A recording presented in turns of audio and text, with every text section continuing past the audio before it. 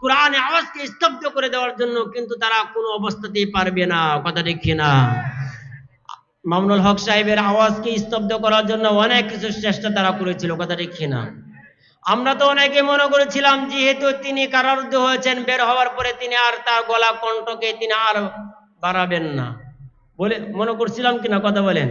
কিন্তু তিনি বের হওয়ার পরে যে এই পর্যন্ত যত বক্তৃতা দিয়েছেন, সমস্ত বক্তৃতার উপরে একটা বক্তৃতা দিয়েছেন। কথা ঠিক কিনা? মুহতারাম হাজিরিন, এই ইসলামকে কখনো কেউ বাঁধিয়ে রাখতে পারে নাই। ইসলামকে কখনো স্তব্ধতা করে রাখা যায় না। ইসলামের আওয়াজ, ইসলামের আলো চলছে, চলবে, চলছে, চলবে, চলছে, চলছে। মামুনুল হক সাহেবের আওয়াজ চলছে, খালেক সাইফুল্লাহ সাহেবের আওয়াজ চলছে, আব্দুল বাসাত কানাই সাহেবের আওয়াজ চলছে, ইসলামের আওয়াজ চলছে। মুহতারাম হাজিরিন, এই আওয়াজ কখনো বাঁধাইয়া রাখা যায় না। এই আওয়াজ যারা বাধা দিতে চায় তারা নির্বাপিত হয়ে যায়। কথা ঠিক কিনা? মুহতারাম হাজিরিন, এই জন্য বলতেছিলাম আজকে কোনো ওই দিকে আলোচনা করতে যাব না। এই প্রখ্যাত আলেমের আওয়াজ যখন স্তব্ধ হয়ে যাবে, তখন এই পৃথিবীর লীলা খেলা, মায়া মমতা, শান শৌকত, অট্টালিকা সব কিছু সমাপ্ত হয়ে যাবে।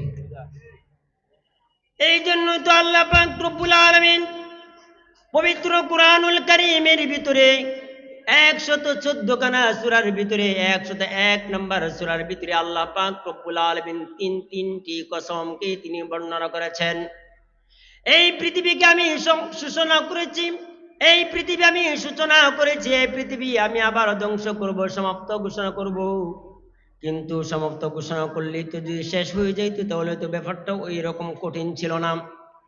ও আমার বান্দাবান্দিগণ শোনো, আল্লাহ পাক রব্বুল আলামিন সূরাত কারিআ এর ভিতরে পরিষ্কার ভাষায় তিনি ঘোষণা করে দিয়েছেন, যতক্ষণ না পর্যন্ত একজন বান্দা এই পৃথিবীর ভিতরে আল্লাহ ওয়ালা বললে ওয়ালা থাকবে, ততক্ষণ পর্যন্ত দুনিয়া সমাপ্তি ঘোষণা হবে না।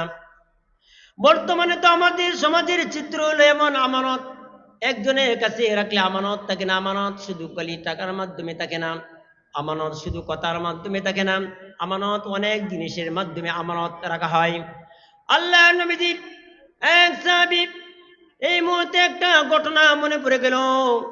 আল্লাহ নবীজি এক সাহাবী হযরতে আবু হুরায়রা রাদিয়াল্লাহু আনহু থেকে বর্ণিত, আল্লাহ নবীজি সাল্লাল্লাহু আলাইহি ওয়াসাল্লাম এই হাদিসটুকু তিনি বর্ণনা করেছেন। আর একভাবে একটা হাদিস এসেছে। এই মুহূর্তে একটা ওয়াকিয়াত মনে পড়ে গেল।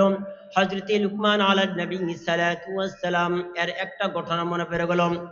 এই পৃথিবীর ভিতরে যত কালো লোককে আল্লাহ তাআলা কখনো নবুয়ত দান করেন নাই, কালো লোককে কখনো আল্লাহ তাআলা নির্বাচিত করেন নাই, কিন্তু কালো লোক হিসেবে হযরতে লুকমান আলাইহিস নবী সাল্লাল্লাহু আলাইহি ওয়াসাল্লামকে আল্লাহ তাআলা নবুয়ত দান করেছেন। লুকমান আলাইহিস সালাতু ওয়াসসালাম তিনি একজন কৃতদাস ছিলেন, একজন গোলাম ছিলেন, কালো লোক ছিলেন। তিনি এক মনিবের 12 বছর তিনি একটা বাগানের তিনি একটা দায়িত্ব অর্পণ করেছেন। হযরত লুকমান আলাইহিস নবী সাল্লাল্লাহু আলাইহি ওয়াসাল্লাম তিনি যখন ওই বাগানের একাধারে তিনি যখন 12 বছর তিনি যখন দায়িত্ব পালন করছেন, এমন অবস্থায় ওই বাগান থেকে তিনি ফসল এমন ভাবে উৎপন্ন হতে আরম্ভ হয়েছে, অনেক কল্যাণ হয়েছে, অনেক বরকত এসেছে। এক পর্যায়ে তার মনিব মনে করলাম ওই বাগানের ভিতরে আমার যাওয়ার প্রয়োজন। তারপরে তিনি ওই বাগানের ভিতরে গেলেন। ওই বাগানের ভিতরে যাওয়ার পরে হযরত লুকমান আলাইহিস নবী সাল্লাল্লাহু আলাইহি ওয়াসাল্লামকে তার মনিব বলল, ও লুকমান, অনেক দিন ধরে আসিনাম, এই বাগানের দায়িত্ব তুমি আজ থেকে প্রায় 12 বছর ধরে তুমি দায়িত্ব পালন করেছো। এই বাগান থেকে অনেক কল্যাণ, অনেক বরকত এসেছে, যা সাধারণত বড় বড় বাগান থেকে তা বরকত আসে না।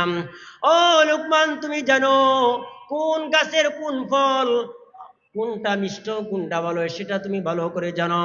ও লুকমান, তোমার সবচেয়ে ভালো যে ফলটা তুমি আমাকে দাও, আমি সেটা একটু আহার করব।